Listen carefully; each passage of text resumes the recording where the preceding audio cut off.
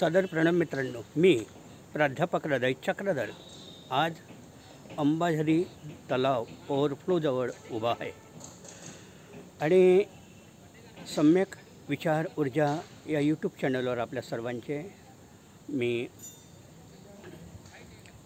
आभार मानतो आणि आपल्याला प्रणाम करतो। मित्रांनो, या अंबाझरी तलाव ओव्हरफ्लोजवळ जे मागे जे दिसतं ते म्हणजे काही सडाकी दिसतात आणि गड्डा पडलेला दिसतो आणि त्या गड्डा पडलेला दिसताना काय म्हणतात त्याला अंबाझरी तलावाचा भाग आणि सुभाषनगरचा भाग याच्यामध्ये वाघा बॉर्डरसारखे म्हणजे बॉर्डरच पडलेलं आहे। इकडले लोक तिकडे जाऊ शकत नाही, तिकडले लोक इकडे येऊ शकत नाही। ही अतिशय मोठी पार्किंगची समस्या, वाहतुकीची समस्या आहे। जर समजा सुभाषनगरमधील लोकांना इथे जायचं असेल किंवा वर्मा लेआउटच्या लोकांना जायचं असेल तर आपल्याला हे लक्षात ठेवावं लागेल की त्यांना 3 किलोमीटरचा फेरा करून जावं लागतं। म्हणजे काय म्हणतात तर सुभाषनगरपासून माटे चौक, माटे चौकापासून बजाजनगर, अभ्यंकरनगर, अभ्यंकरनगरपासून LED कॉलेज चौक आणि ते LED कॉलेज चौकापासून पुन्हा अंबाझरी मार्गाने आणि अंबाझरी टी पॉईंटपासून पुन्हा इकडे यावं लागतं। म्हणजे 4 ते 3.5 किलोमीटरचा फेरा घेऊन यावं लागतं आणि यावेळेस पार्किंगची फार व्यवस्था आहे आणि नागपूर म्हणजे गड्डापूर आहे। जर समजा हा गड्डा आपल्याला पाडायचाच होता तर लोकांच्या येण्या जाण्याची व्यवस्था सरकारने करायला पाहिजे होती आणि ज्या आपण पाहिलं 23 सप्टेंबर 2023ला फार मोठा जलप्रपात झाला, त्याच्यामध्ये कितीतरी लोकांचं नुकसान झालं, कितीतरी लोकांच्या घरात पाणी गेलं आणि हे सिमेंटचे गड्डे, सिमेंटचे रस्ते आणि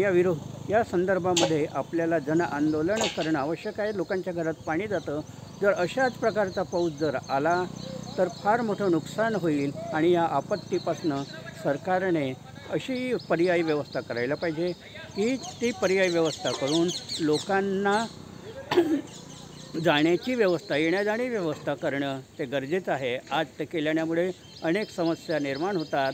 आपण जागोजागी नागपूरच्या ठिकाणी पाहतो की सिमेंटचे रस्ते आणि गड्डे, रस्ते उंचवतात, घरात पाणी जातं आणि त्यामुळे अनेक प्रॉब्लेम, अनेक समस्या निर्माण होतात। या समस्या जर आपल्याला दूर करायच्या असेल तर जन आंदोलन करणे गरजेचं आहे। हे जे स्मारक आहे त्या स्मारकाची या ठिकाणी गरजच नव्हती, कारण स्मारकामुळे पाणी अडतं आणि पाणी जायला जागा मिळत नसल्यामुळे लोकांच्या घरात पाणी वाहतं, नुकसान होतं।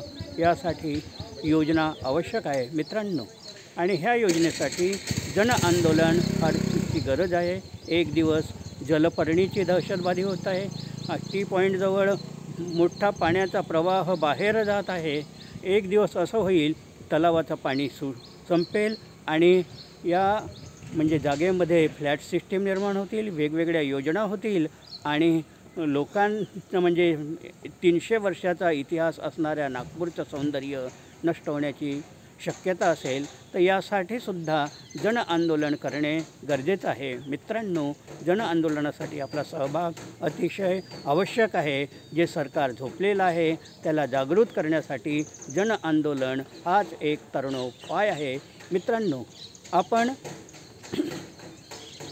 म्हणजे पोलखोल योजना सम्यक विचार यूट्यूब चॅनलवर बघितलं त्याबद्दल आपल्या सर्वांचे आभार, धन्यवाद। जय भीम, जय संविधान, जय भारत।